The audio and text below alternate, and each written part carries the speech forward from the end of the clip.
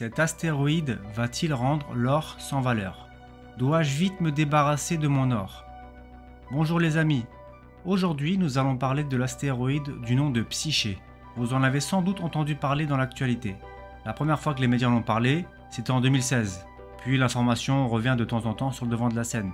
Situé entre Mars et Jupiter, il est doté d'un noyau de fer, de nickel et d'or. Il vaudrait plus que toute l'économie de notre planète, environ 700 trillions de dollars.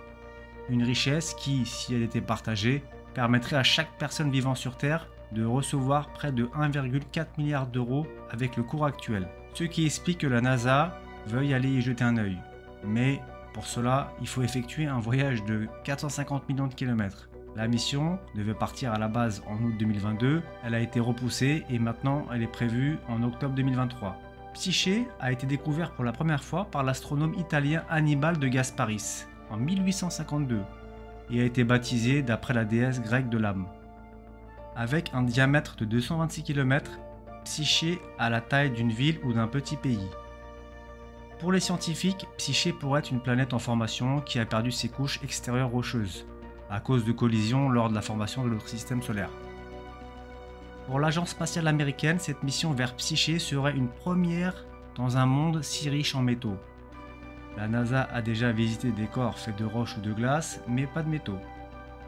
Si le décollage a bien lieu en octobre, le vaisseau arriverait à destination en août 2029 et le survolerait pendant 26 mois.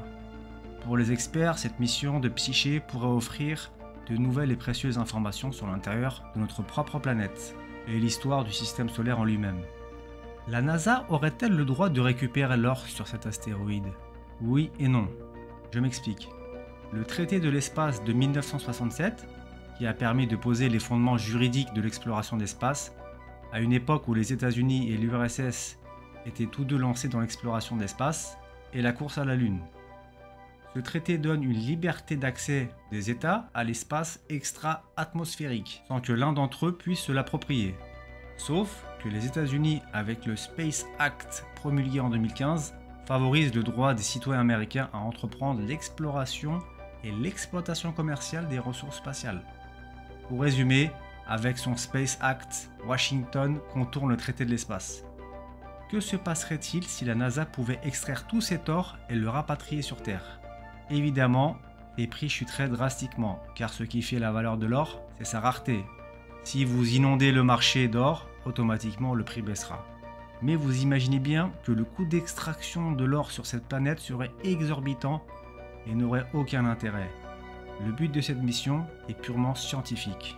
Mesurer comment le métal et la roche se sont mélangés pourrait notamment aider les scientifiques à déterminer comment Psyché s'est formé.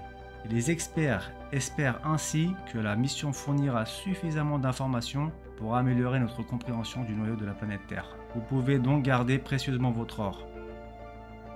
Ne vous inquiétez pas les amis, n'oubliez pas que l'or a été une monnaie pendant près de 5000 ans.